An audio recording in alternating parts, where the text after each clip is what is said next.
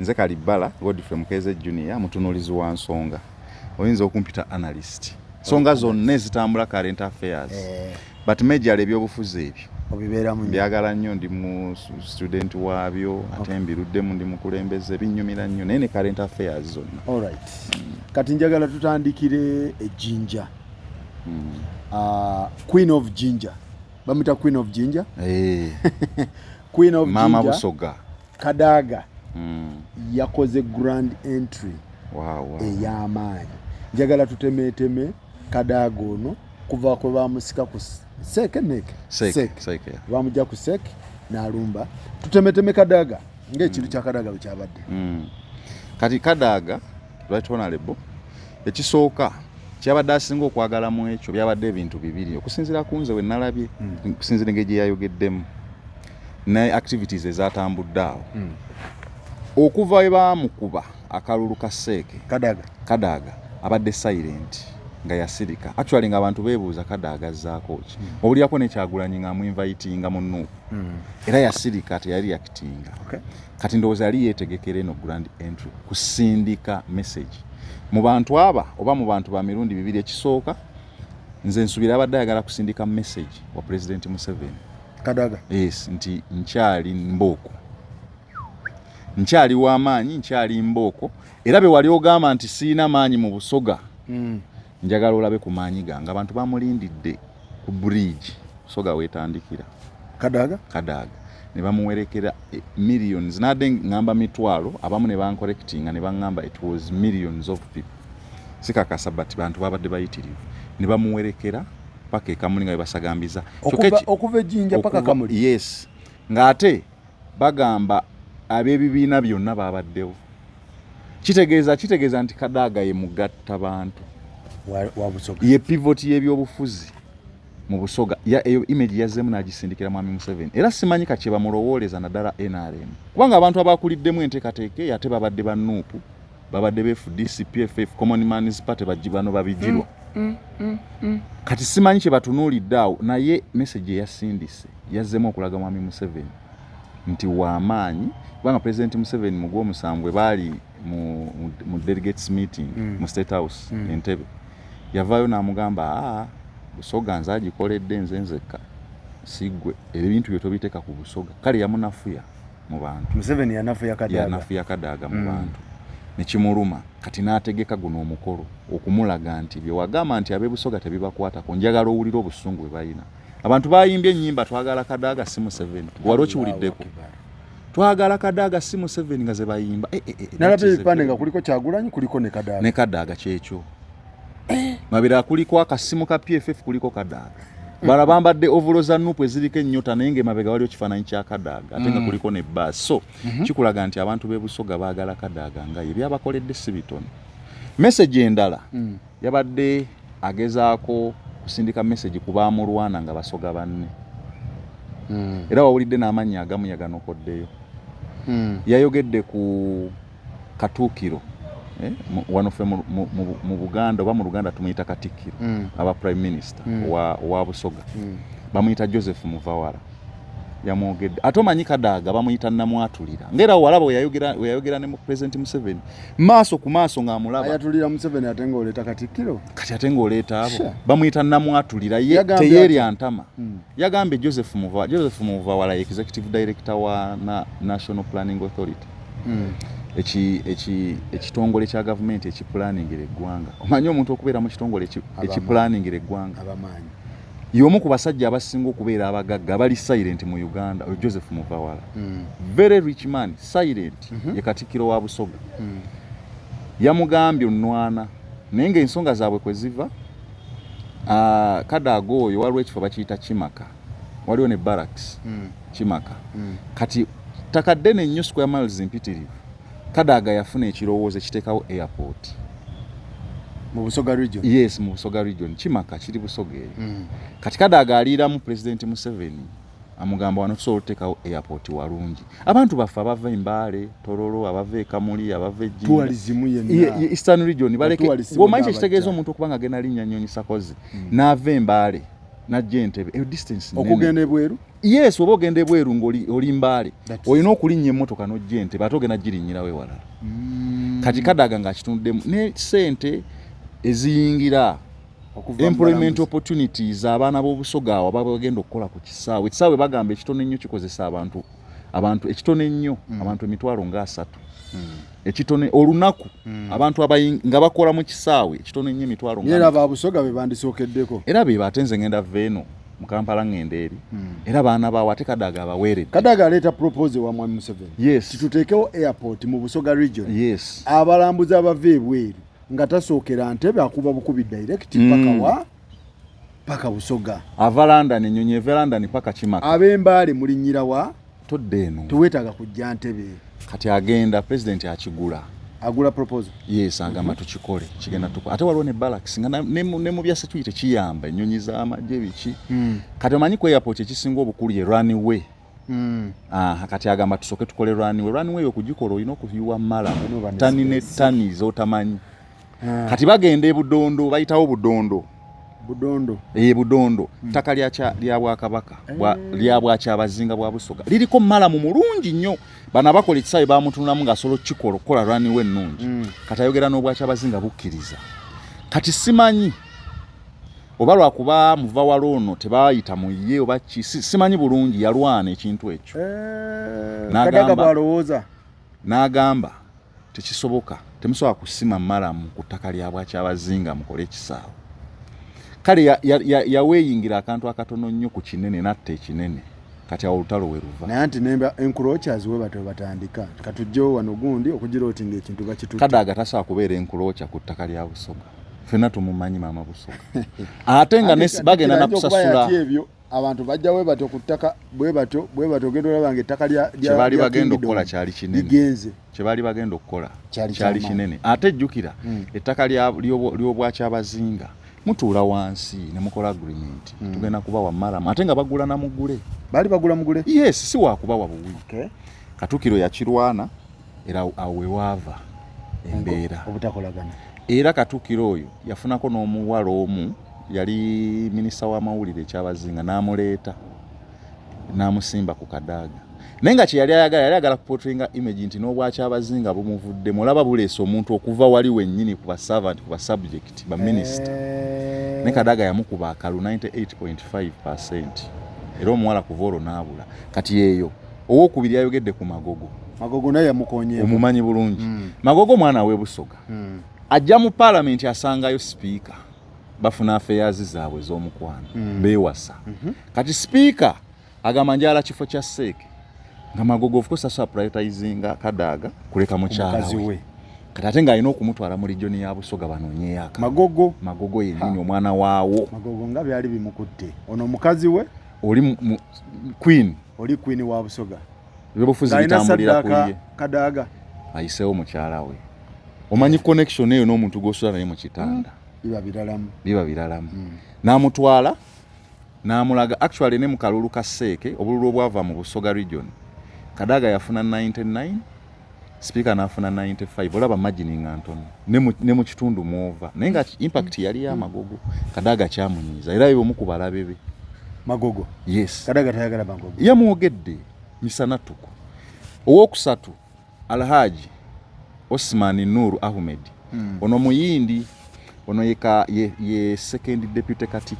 Katukiro wa Busoga ono bagamba mbu tabye ettaka yererula mu Busoga alla anti be bali abayindi bali abedda bali bagulanga ettaka ku Basoga nga babagamba nti leeta ettaka tuligule mu kiro kati omusoga yagenda ng'okutunda ettaka nga yamanyi atunze kiro era nga asayininga tunze ettaka lyange ndiguzizza Sakozi muguzizza kiro bweziti naye kye yali yeetaga alinga yeetaga signature bayinga tebamanyi kusoma kati bagamba yatwala ettaka pitirivu Kadaga yo muntu azijukira yina mwatulira Kadaga era yamukonyeeko naye yagambye oyo era iyo muntu be bamu ku bantu basinze okulwana nabo naye nga ku bwakibba ttaka awo omulala Solomon Sirwanyi naye yamwogedde ku muzindaalo ye bamuyita namwatulira Kadaga teyeekwenya kwenya Solomon Sirwanyi MP side eyo kati ono Solomon Sirwanyi akwataganya ne abalangira babulamoji anti nagambye eri waliyo ebika 11 ebusoga byonna bisobola ovaamu kabaka n'ebika ebisinga kyekino ekika kyona aliko kyabazinga n'ekyabulamoje ekyabulamoje kyekyavaamu wako mulokyo omujjukira wako wambuzi mulokyo oli kati balina entalo zaabwe mubalangira ani alina otuulako ani alina okukola ki kati ono Solomon Sirwanyi musaamya ate ye si musoga ye musaamya naye yakwatagana ne bali abalangira ba bulamoje balwane Kadaaga kati bali abalangira be bulamoje bapiininga Kadaaga nti yasinza okuwa amaanyi bana abalangira bana abaliko ono kyabazinga aliko wakola ki mwava kati ono Sirwanyi MP wa Bukooli ku NRM naye embiranye yaabwe esinga kuvaawo era bwe weetegereza nti abadde tiimu Kadaaga tiimu Anita kati Anita abadde amufandinga Sirwanyi nga balwana Kadaaga naye si mutono era afundikidde amulemeredde actually katono nnyo Sirwanyi agwe ne mukamyufu lwakwerijja Kadaaga era be batono ennyo abamu ku tiimu Anita abasimattuka yeeyo naye lwakwerijja Kadaaga era bano abantu benkugamba kati nga Katuukiro ne deputy we bano Basirwanyi bagenda kusanga obuzibu amago gaabo bagenda kusanga obuzibu butya okuwangula akalulu akajja abantu babavuddemu anti abantu basayidinze ne Kadaaga kati ate Kadaaga yaboogedde misana tuku nti abo balabe bange eri mu Busoga omuntu omulabe wa Kadaaga oba mulabe wa Busoga alla tosaana kusimattuka era balina okulwana ennyo Kalibala proposal ya airport eyo mutuufu yali nnungi okitegeera nti Busoga bwe basinga yalina airport kuba abantu abamu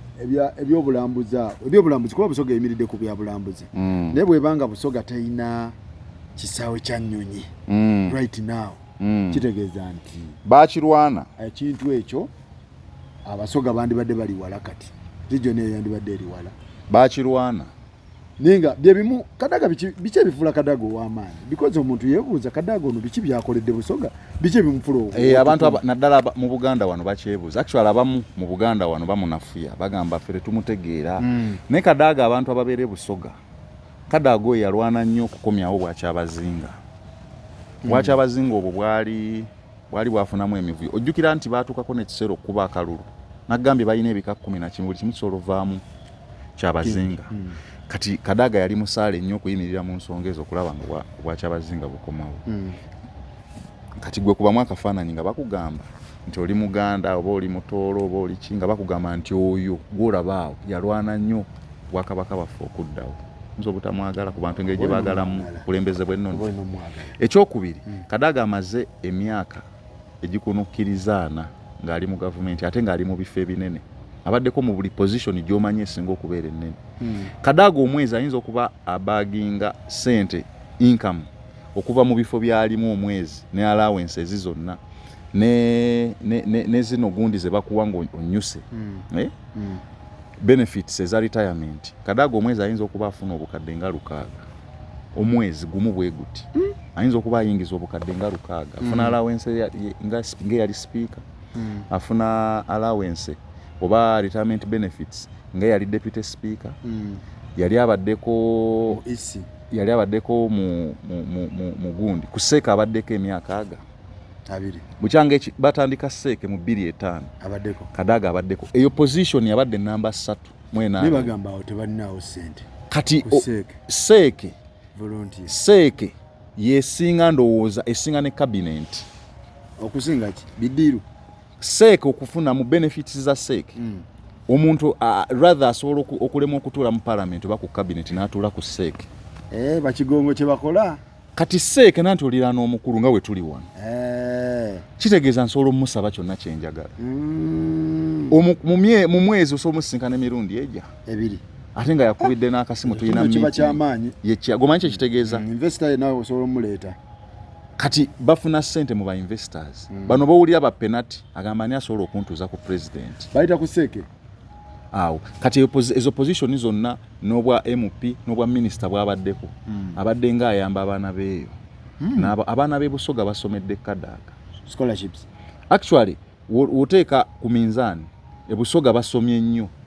balina diplomas ne degrees nnyingi okusinga mu Buganda region naye it is only one person Kadaaga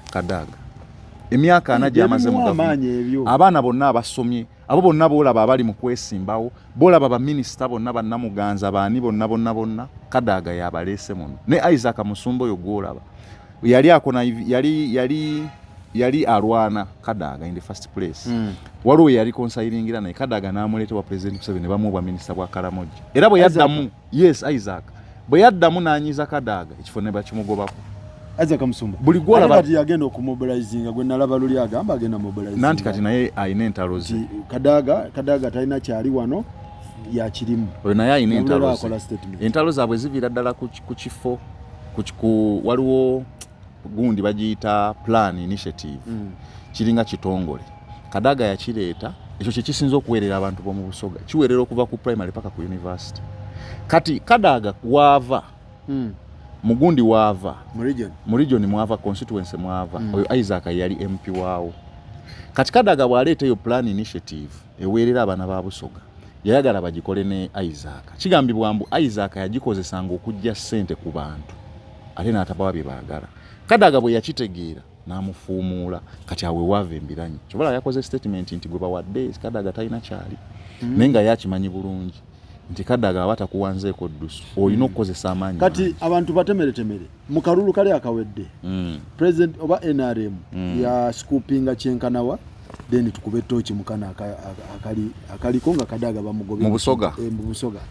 mu Busoga waliyo district 11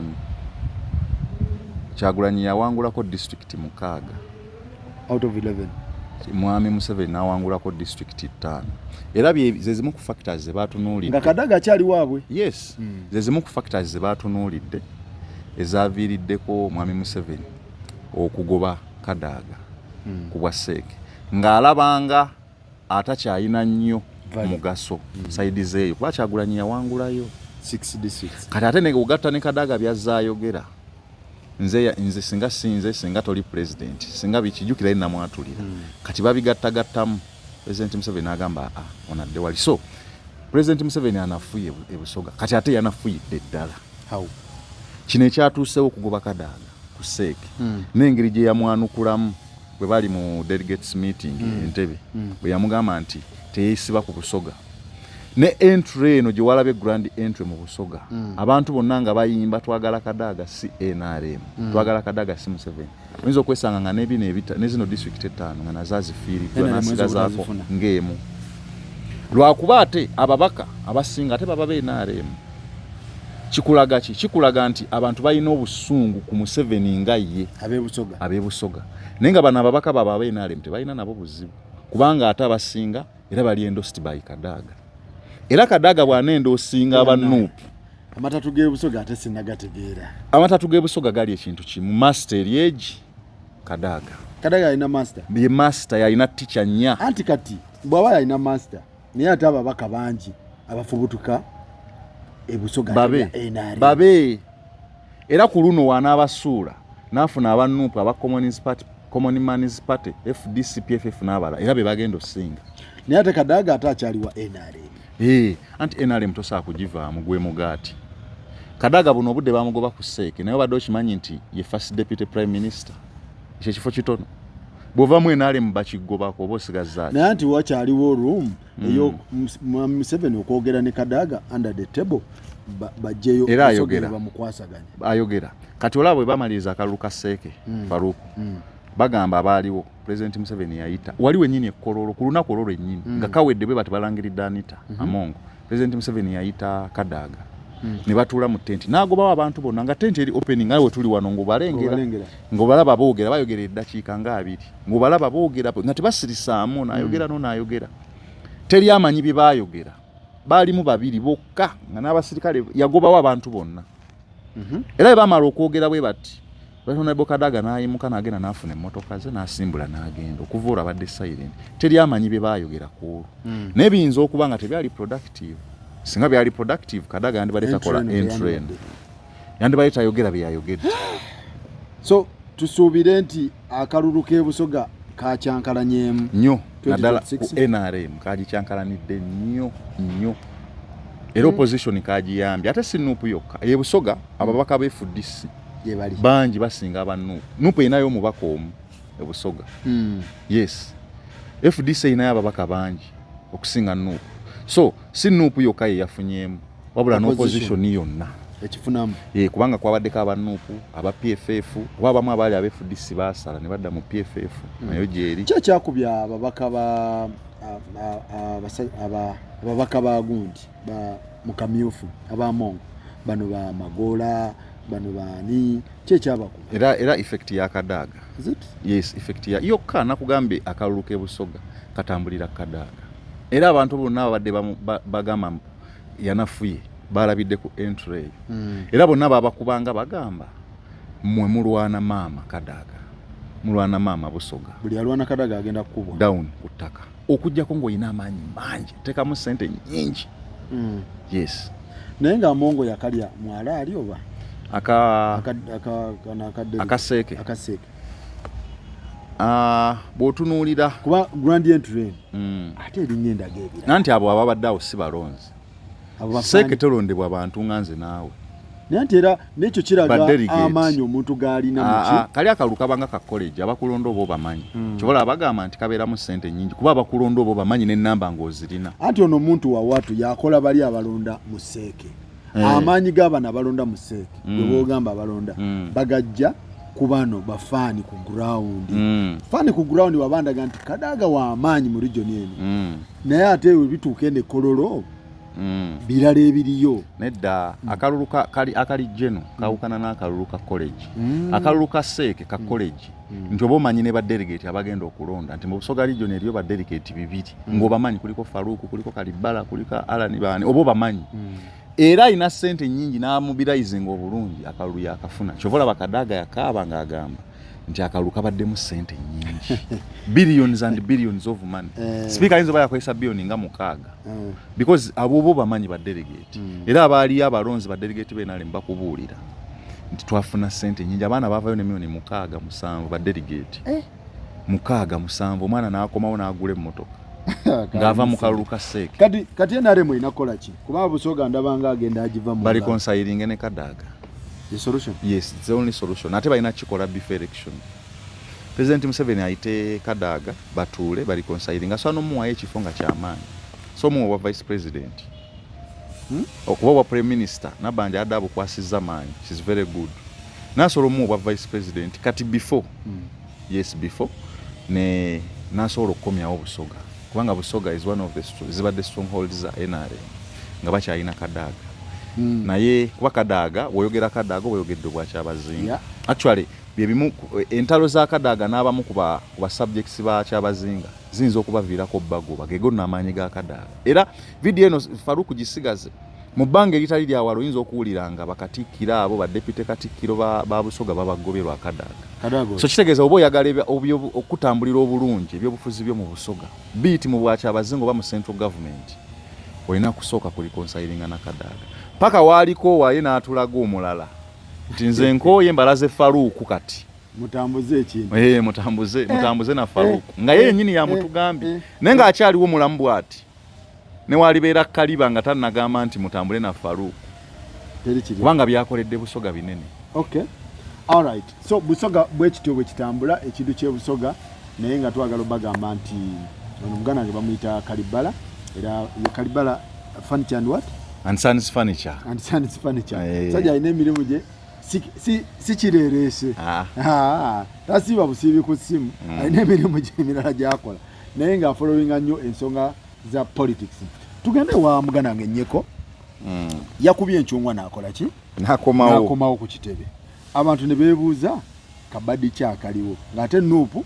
already mulyanyama abadde mu Makindye asaza agenze mu west asaza agenze mu east honorable nyeko kudda mu vetting kiki ekiriwo kati ekisooka nyeko nnoyo gwolaba muvubuka muto alina emyaka nga 33 33 is very young kitegeeza agenda mu parliament nga alina nga 28 he was a very young man yavaawa ng'osuubira okugenda mu parliament yalimu NRM yali muvubuka wa NRM kuva eno ku bukiiko bw'abavubuka yali wa NRM ne famire ye bagamba be NRM nnyo ba staunch but of course muntu akyuka ate n'abeera muweereza mulungi mu kibiina n'abeera muwulize eri principal wa Nuupu. Kati obadde osuubira nti ebyobufuzi bye biri bright okusinziira ku myaka gye, because at 28 ng'oli mu parliament tuba tukusuubira okubeerayo for over 20 years. Yes, at 28 okutandika okukunyeenyaamu olina kuba ng'olingiriza nga 5. Olina kuba ng'olingiriza nga 5. Okitegeera? Kati ndaba nga ate eyabirinnyeemu ye kennyini. Siyinza kumanya nsonga ki eyasooka okumugyamu kuba teyajogera. Actually yali brilliant nnyo omuvubuka oyo. Abantu baatuuka n'okumuteekako ne bagenda ku page ne babyeditinga mbu bamusaba mbu ng'ali mugamba bamusaba $15,000 naye tebyali bituufu. Nti Nuupu yamusaba $15,000. Yali propaganda. Naye nga bagezaako okumusima aveeyo ayogere ekituufu ekyali kimugye mu kalulu ako yagaana okyogera. Naye insiders bagamba Nnyeke ekyasooka okumugya mu kalulu yali alina abantu be yali atambula nabo ku local government, bakansala bammeeya baani nga batambula nabo. Kati bwe baatuuka okugaba kaadi zaabo mu local government bonna be yali atambula nabo tekuli n'omu gwe baawa kaadi. Nuupu teyabawa. Yes. Kati n'agamba ye abantu be mbadde ntambula nabo nze mubaka abantu abagenda okunkuumira akalulu ngenda kikola ntya nga ate muwadde babadde bankuba baawa babadde bamukuba bapya bamukuba ku ground. N'agamba kati ate be babeere no wansi kitegeeza bagenda kumukuba. Kati agendayo ku kitebe agezaako okwemulugunya bamugamba wano toyinaawo sse be twawadde be bakoze eki be basaani. Kati omanyi bakugamba omulunnyanja Seira talinda storm kuba lyato adduka mawo alaba era n'akyusa eryato even when the skies are blue yatunula bw'ati n'agamba omuvubi yenna mu lunnyanja atunula bw'ati n'agamba okusinziira empewo weefuwa bweti ne bweti omuyaga guleka guva wano akyusa mangu. Kati ekyo kye yakola yatya n'amanya kiyinza okuddirira in the first place. Wabula nsuubira ab'ekibiina baleka baayogera naye because kyaportrayinga image nnungi kyawaawaza nnyo abantu amatu. Kubanga we yali akola statement ku mikutu gye yagamba ndi munakuwavu. Ekyo kyokka kyali kimala okumala abadde teyeeyagalidde waliwo ekimusindikiriza. Ndi munakuwavu nnyo ne decision eno n'abantu bange munsonyiwe mbadde sigyeyagalidde mbadde nsuubira nti ngenda kuddamu mbaweereza. Naye olw'ensonga eziriwo ze saagala bagamba nangiridde nti nvudde mu lwokaano. Kati okuddayo kitegeeza oba oli awo ensonga ezimu ku zo baatula wansi ne bazirisolvinga munda mu kibiina internally nga tebabifulumiza because twali tusuubira nti oba n'ekibiina kigenda vaayo bano bamufumbire engeri gye bablastingamu bamublastinge naye baasirika ne bakkakkana. Ssannyonyi bonna Bakyagwayo bonna ne bakkakkana. Ndowooza bateekeddwa okuba baatuula naye balubongo ya internally ne barisolvinga ekintu ekyo n'akomawo. Wabula tekimuzza mu kalulu. Kiyinza omuleetera ka sympathy kali bambi omusajja waffe yali agenze akomyewo. Kyanyizizza nnyo abalonzi. Nnyeko talina ground Faruku. Leka naawe. Nnyeko talina ground okimanyi. Nze ngobera ensonga z'ebyobufuzi nzimanyi. Abantu balaba. Andikanga ebiboozibozi ebyo. Nnyeko talina ground Nnyeko kibulamu ye byaddala amajige n'akola biki. Byaddala Nnyeko ground ade tagirina. Kati omuntu omwayinza olowooza oba yali akoze kabadi kufuna sympathy ate kyamwononedde lwaki anti kyawadde Mulyannyama room okwawukana ku musiri ne Alan. Mulyannyama naye azaakyusa position. Nanti Mulyannyama azaakyusa position. Mulyannyama talina position gy'agendamu ng'abakulu ku kitebe si be bamugambye. Mulyannyama yasooka kwagala bwa mmeeya naye nga abakulu babwagaliza balimu ezo nga balaba Mulyannyama ayinza okubeera wiiki okwaŋŋanga Lukwago ne bamuzzaayo eno. Mu kumuzza eno ate ne bamutegulirawo Zahara kuba Zahara yali aleese omuliro. Zahara oyo wa ntalo. Zahara baba ayagala ekifo nga naawe okyagala mulwanyi. Kati Zahara yali atandise olutalo ku Mulyannyama era Mulyannyama yali tasobola Zahara. Kati Mulyannyama yasooka kuba n'agamba agenze road mayor. Zahara n'apickinga interest Makindye wa Makindye West. Kati Mulyannyama akomawo akuba enkyukira ng'olwo bamugambye wali aveeyo.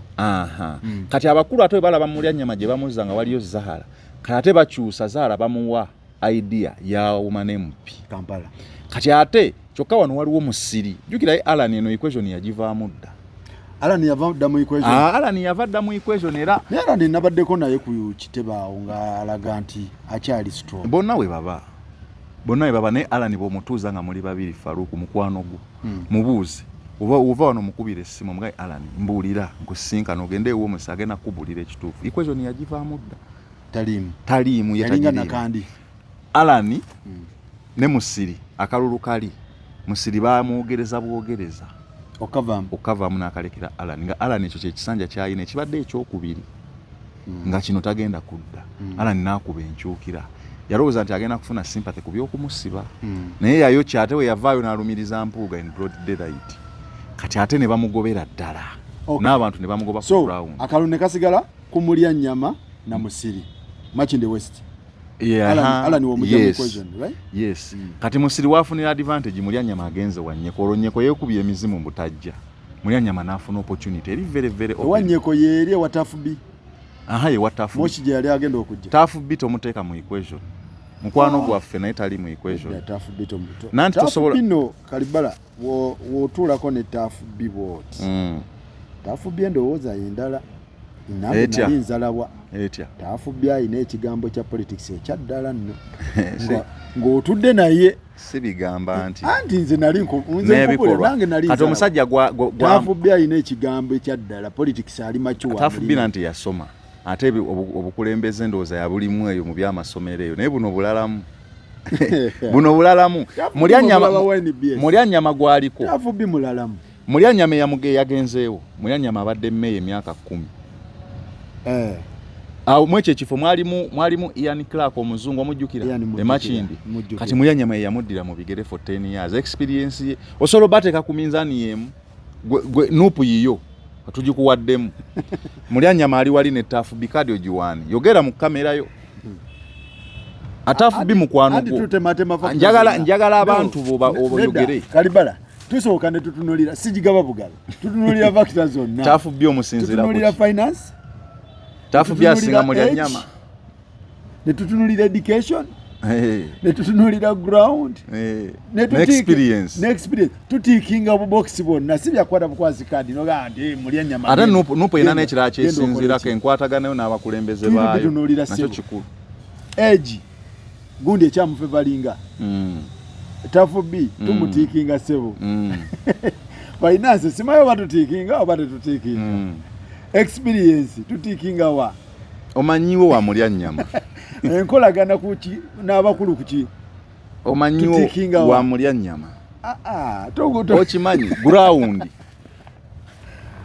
tafubi wa mu West abadde wa mu East abadde anti meya atwala wonno bale tokimanyi atwala Makinde meya atwala zombi oba asula mu West meya abatwala wonna bamulonda kati gye yagenze nayo waayera nawulidde abantu mboze wataliwo nedda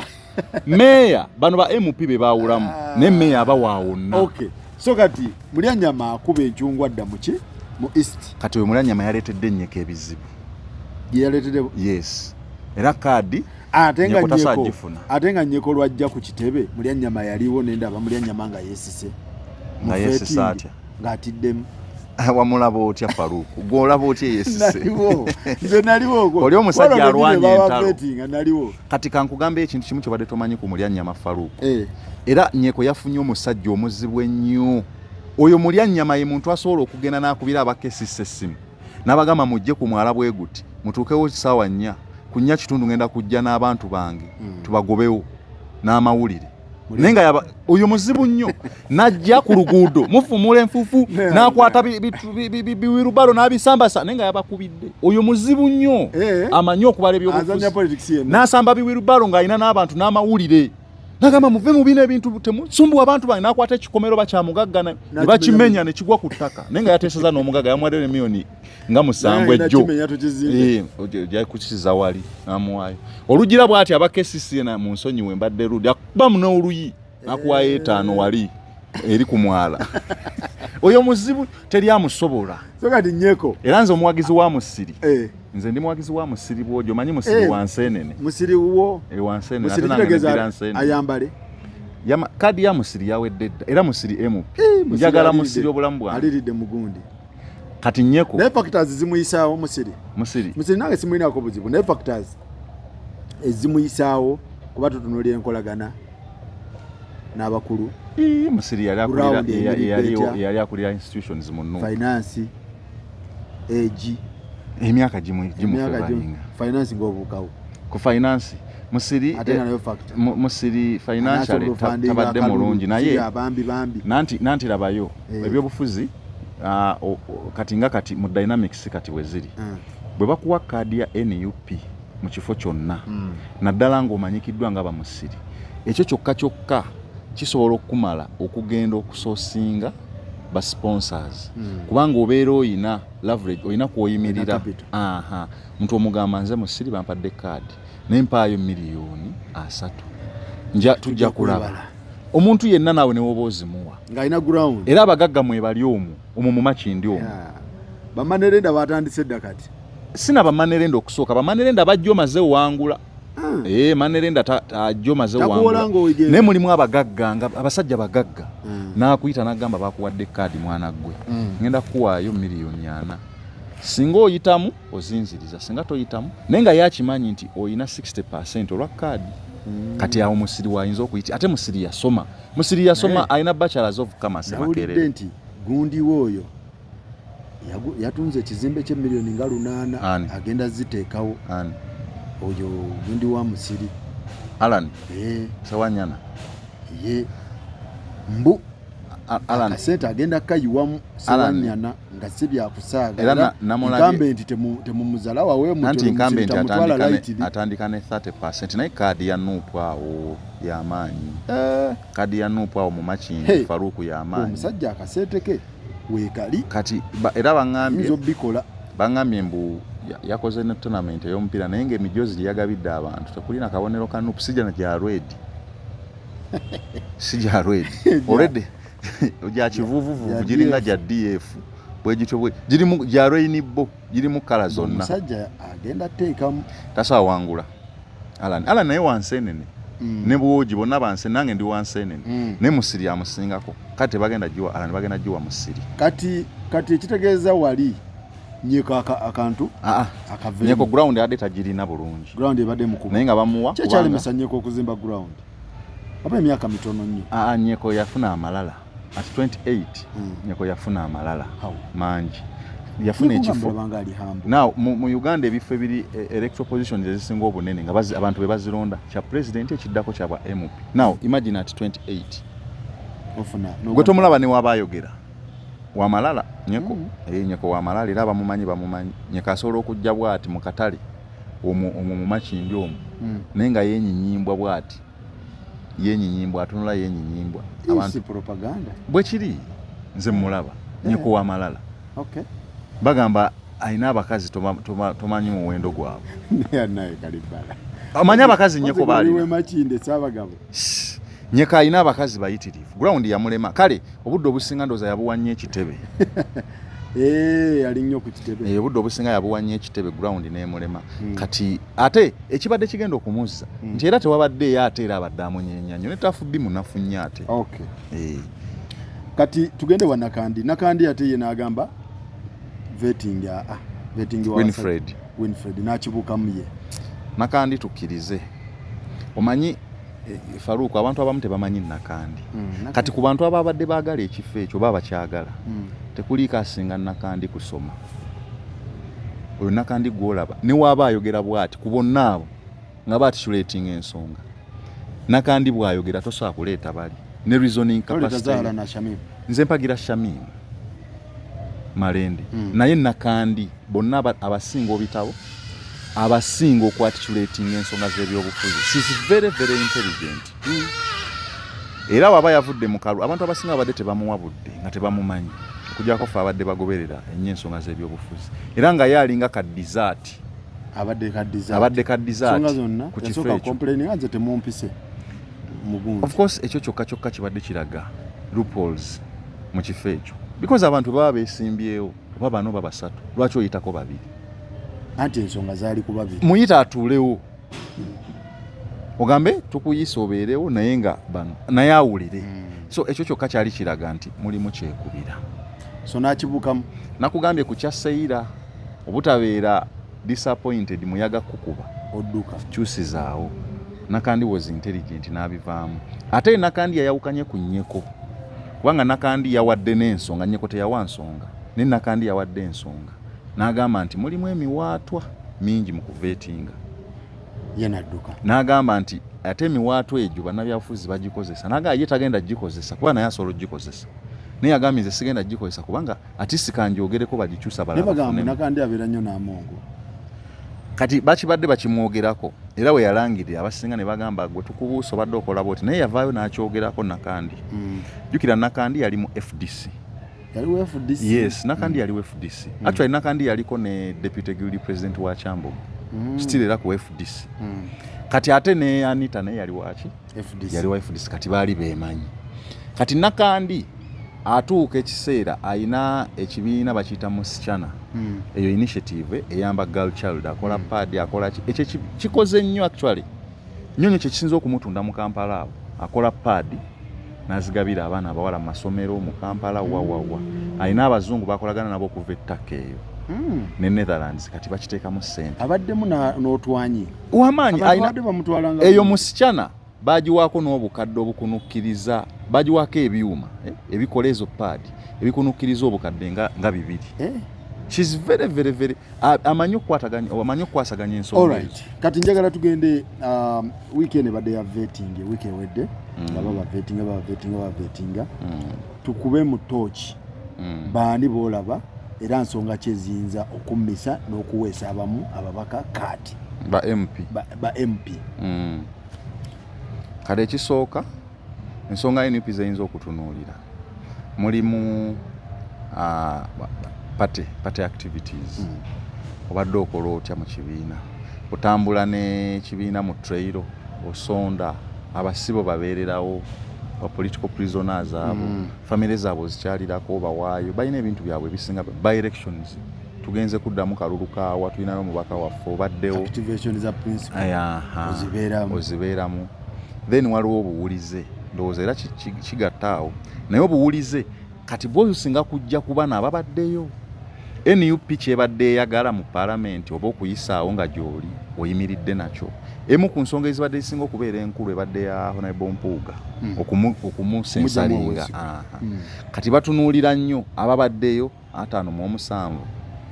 ani contribution yayimirira ku saidi ya party mu kugoba Mpuuga kuba bamanyi waliwo abaagaana okuteekako emikono bangi kati aba basinga bonna tebagenda kufuna kaadi ebyo byonna bagenda bitunuulira mu vetting ate ekyo kikulu nnyo kuba olutalo lwa Nuupu n'Empuuga lunene Kyagulanyi n'Empuuga lunene kati ekyo kikulu nnyo era kyovola nti abamu beegoberawo bahona ebombwa teekamu ab'entebe bo beegoberawo Mpuuga neyeegoberawo babedi bo ne batambulirawo bo ne batambulirawo okitegeera waliwo bano bangi nnyo bo already abasalawo bo ne bakola ebyabwe naye nga kyasinga nnyo kuva ku ekyo kati buli yananaagira kitegeeza tewatambula na pate then mulimu sente what do you mean abasinga badde balowooza nti NUP esaba ssente simanyi kubanga naaga amaloboozi era gavuddeyo ogawuliddeko tibansaba wawulidde ku meeya abadde Julius Mutebi Kachira ow'ekira yavaayo n'agamba waliwo abamusaba $10,000 okitegeeza n'ekya ssente kiyinza okubamu ekiri naye NUP nga yo etunuulira financial muscle ey'omuntu akalulu osobola okukakuuma olina abakakuuma onaasobola osasula abanaakakuuma onaakuba ebipande ground onaagiyitamu olina akasente akakasobola okusustaininga campaign zo osobola okukola drive osobola kiki osobola okugattako osobola okukuba ebipande ebyo n'ebya Kyagulanyi okitegeera so nekyo nakyo kikulu era kyola abamu ku incumbent ate baba balina apahanda kujukira ye abadde akasente balinamu kati kitegeeza oba ojjayo ng'oyagala kujjayo bali olina okuba nga weetegese bulungi katogenda kuwulira okwewola n'okutunda ebizimbe so eyo factor eya finance nayo nkulu mu vetting balina factor ya ground etwala 60% bajja ne batunula ku ground yo ne balaba abantu bakutegeera oba tebakutegeera abantu bakwagala bakoledde ki bayitamu nga babuuza ono ku Faruku ne Kalibala mulowooza ani nti Faruku tatukoze bubi abadde akoze bulungi mu mwongere nti Faruku oyo yabula oba twamulonda Kalibala ajja kusobola kati batuula wansi ne babala percentage oba oli awo nakyo basobola okukitunuulira kirala kiriwa kati ekirala osobola okutunuulira experience era nakyo kiyamba ababaddeyo kati Shamimu wasobola okusingira ku Zahara experience. Zahara abaddewo naye nga kansala, Shamimu abaddeyo ng'omubaka. Ekyo nakyo bakitunuulira kati abamu ku balina experience kati Mulyannyama wasobola okujjira. Anti kati Mulyannyama nyeko waba abaddeyo kitegeeza ina experience, kyogamba ina experience ku gundi ku Mulyannyama. Nanti kati Mulyannyama alina experience ya myaka egisoba mu 2 ng'ali mu byabufuzi. Nyeka alina myaka 5. But Nyeka abadde mu parliament. Yes, but yes, experience yono ku local government. Esobola okugattawo. Yes, nene n'emyaka gye. N'obu omutunuulira nga atitulating ensonga. N'akalulu asobola baba bakatwala asobola okukalwa. Ne ssente alina. Okitegeera then waliwo ensonga endala. Eya batunuulidde n'emyaka. NUP etunuulidde emyaka ya MP. Bayinza okufevalingamu ku batoototo okusinga ku bakuzeemu. Oyinza okukiraba Samuel n'ogamba musiri ono naye nga emyaka. NUP bazimba nnyo ekintu kya kyemiti emito. Yes, kyemiti emito. Okay. Kati oyinza okwesanga nga abato bawaddemu ka priority. Lwaki ba foot soldier basinga tebayitamu sente mu gundi ku level ya sente tebayina sente funding n'okusoma. Actually ne point sente za kufundinga kalulu. Yes. Okay. Then ne point y'okusoma nayo nkulu nayo mbadde njijjako education. Yes. Because MP ekitono nnyo bagala senior 6. Ba foot soldier aba basinga boolaba tebasoma nno. Abasinga bavuzi ba picha abasinga kye basobola okukola bwa kansala obutaliiko education qualification. Okitegeera tebuliiko academic qualifications. Kati kyobola babasinga babasudde ne banyiiga ne bakola kinaye oba oli awo ebitabo byabwe biraginga. So foot soldier kyonna ndowooza kino kikuwamu ekyo kati kubamu akafaananyi Bobby Giant. Yes, kati omuwa obwa meya obwa Jinja City. Bobby Giant nga atambulira naku ku gaali ya Nalukoola amuweeyo oba za rent oba zaaki. Okitegeera kati omukwasa ekifongo ekyo kitegeeza agenda kubba soka agule motoka 4 ayagala afaanane Sakozi asooka azimba ennyumba 4 azimba apartment kitegeeza tagenda weereza. So bakitunuddemu abantu ng'abo ba foot soldier abamu kyabaleme otegeera naye balina kutandikira. So nubwo ekikoze mutima mubi. Batunuulidde nnyo finance, education ne experience. Ekyokubiri foot soldier abaddewo abeereddewo ekintu. Kati foot soldier bona amugjawo ani anaddukira ku gaali ya principal nakyo kikulu. Walozaddeko abaana bonna ne bakula ne bagenda.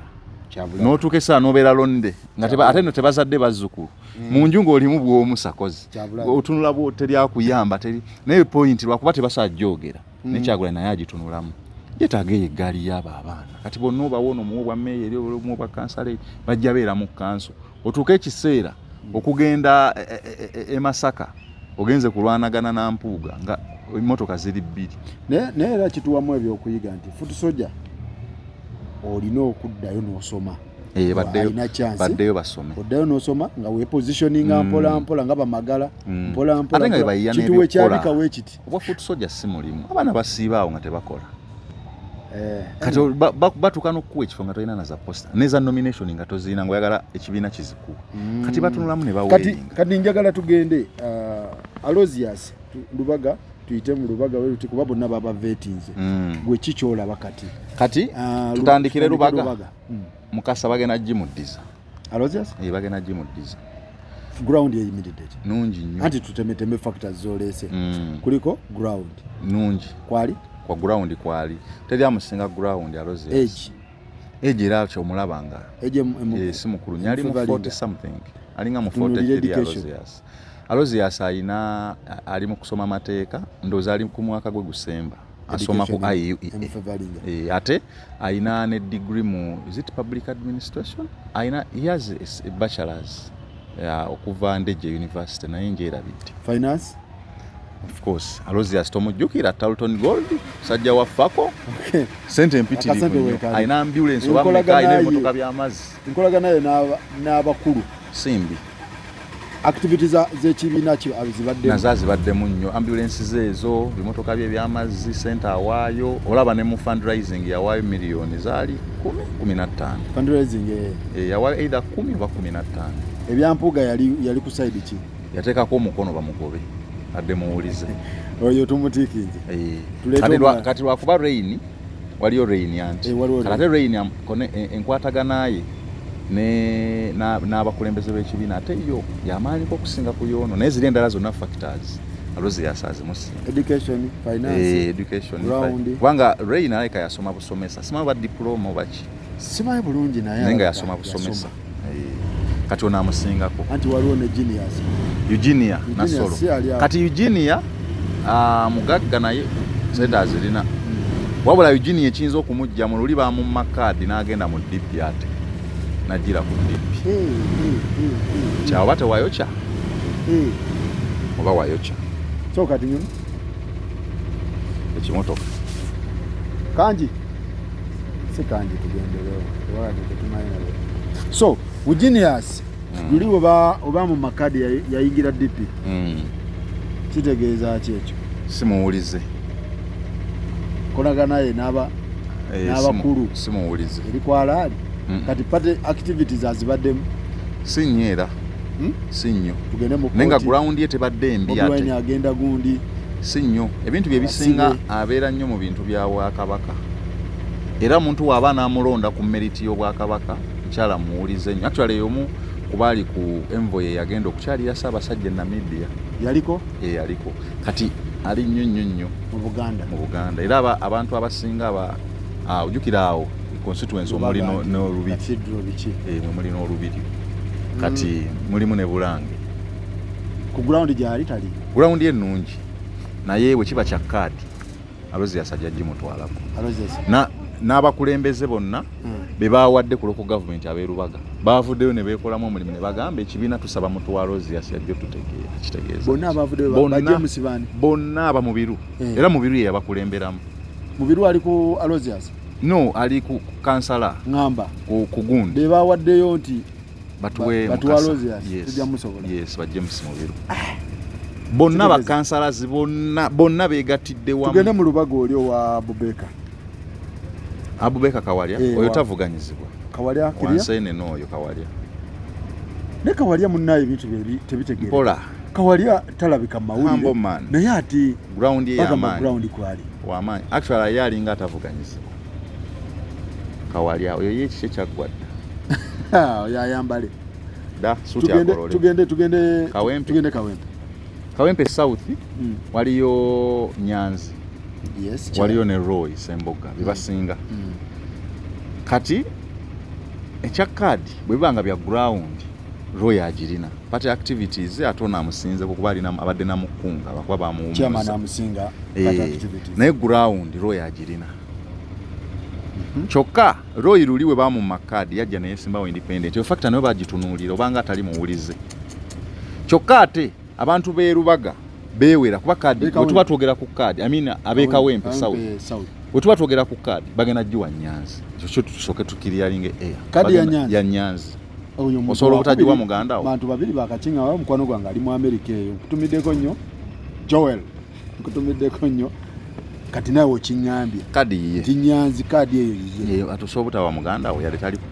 ezo factors nsagala abantu bazibesingeko twagala tuleete factors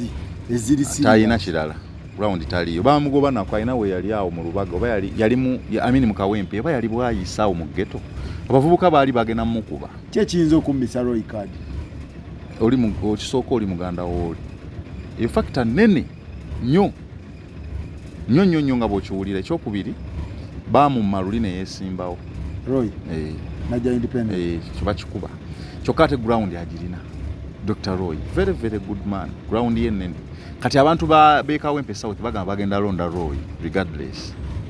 kyokka ate kadi bagenda jiwa Nyanzi kati katulinde tulabe naye nga kadi ya Nyanzi naye akaluba ayinza okukawa Roy nange gwe mpagira Roy bakansala waawo bali ku Roy bonna kuba nabo bamatalinga kati bali ku Roy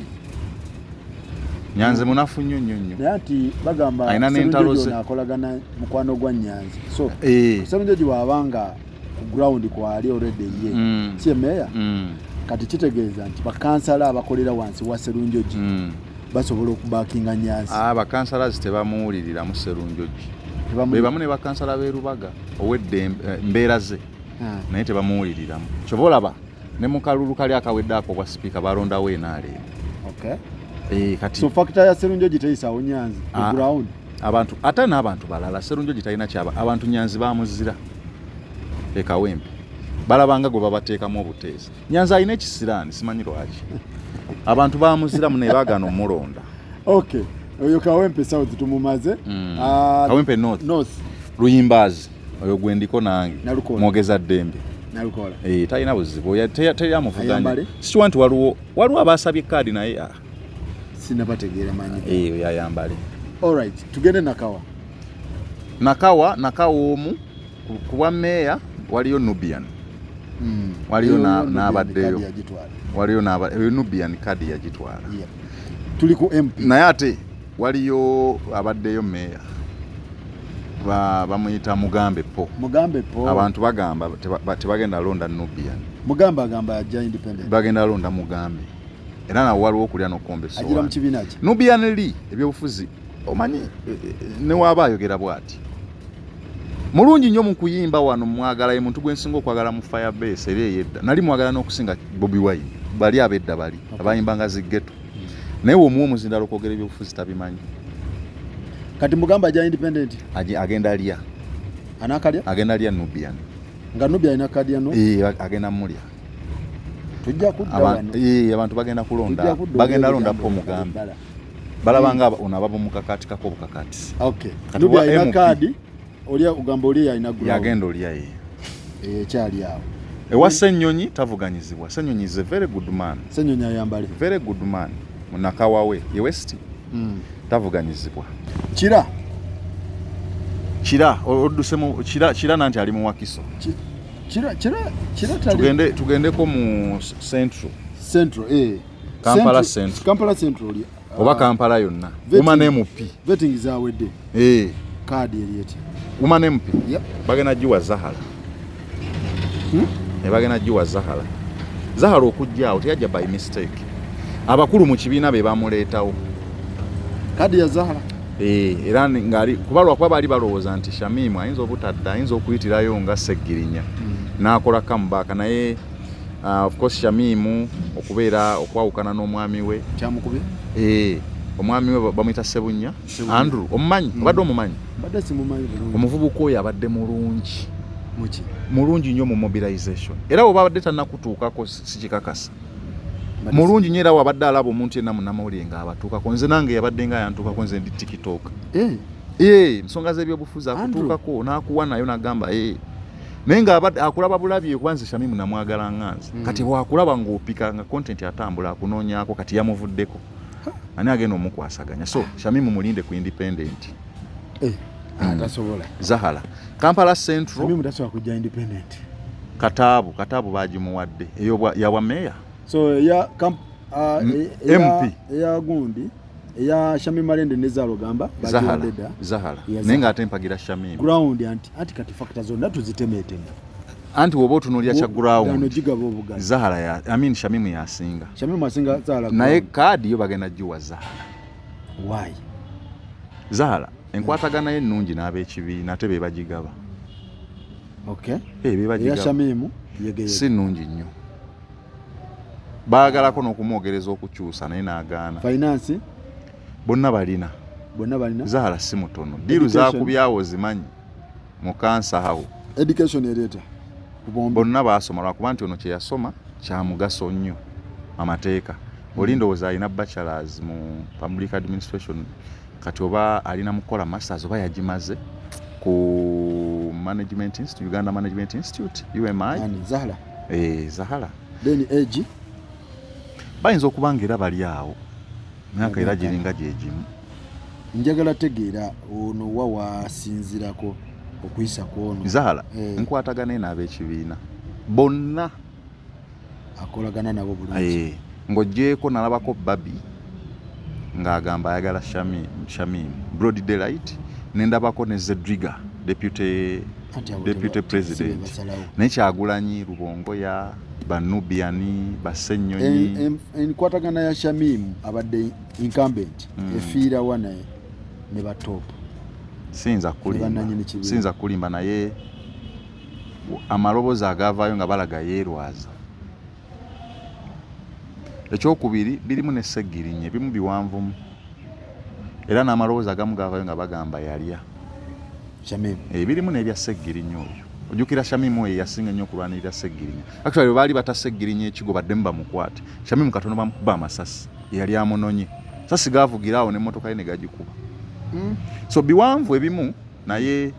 byamuwandula bwempagira naye mpozi nga bannakampala banaamulonda ku independent bwajja independent abata violatinze anti oba tokyalina kyozza bagikummye kati oba okyabagazaaki era ku luno ba independent bagenda babangi ku lw'ensonga oba tolina kyozza ate we bakusuula ogusooka tebasobola kukuzza kati olina kulwana nojja nga independent yes then meya meya yani ono omulema bali mwezi obikaddiye of course okimanyi sikiwa nti bali mwezi oyo alina omulala amuvuganya actually bagimuwa nadda bagimuwa naye ayimiridde atya bali mwezi tasaawangula Lukwago tasobola Kampala oyo abantu bategeevu bantu bakozi Katemba oyo w'okudda mu kamera n'ogira nja kukuba n'oyambala byovulo bamuvaako dda ebyo biri eno mu baamaalo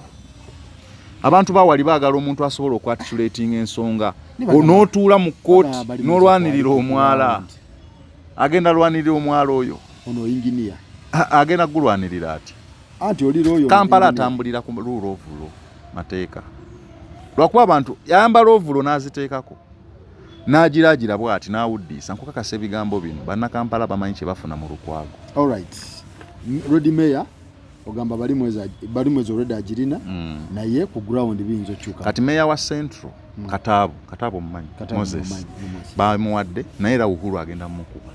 omanyi amanyi ga Uhuru awo geto zonna zize Uhuru akyalina amaanyi geto zonna mu Kampala za Uhuru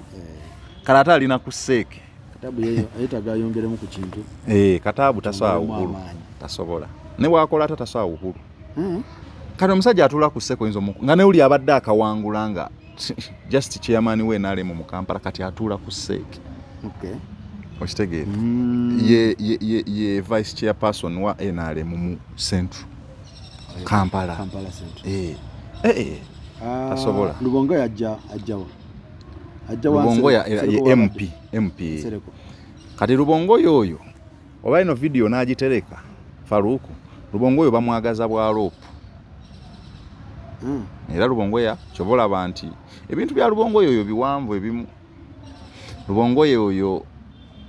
oloza lwaki Nsereko yamuviira pensonga emu lwaki Nsereko yavaawo nga abantu bali bakyamwala Nsereko nawuliranga agamba tayinza bikkirizanga Lubongo yo waba yajja abadde tayinza bikkirizanga mwali kati ovudde mu ringi gwe omulwanyi w'amaanyi kati oyogerera bweru tokisobola kutukuba naye ng'oli bweru gwoba oli w'amaanyi ddayo lwaki yavaawo kitegeeza waliwo omuzanyo naye nga byonna gye birina okuggwera Lubongo yalina kubeera loopu ajja ate Lubongo yawe abeera loopu tujja kudda tubyogeremu tetubyogera kati naye Lubongo yagitereke Lubongo ya Europe addako ngenda katereka ako Lubongo ya next Europe wakiso munene wakiso waliwo ayite negundi musiro biki Walukaga Segona bagenda jjuwa Walukaga bagenda jjuwa Walukaga zona tuzitonolide ezimu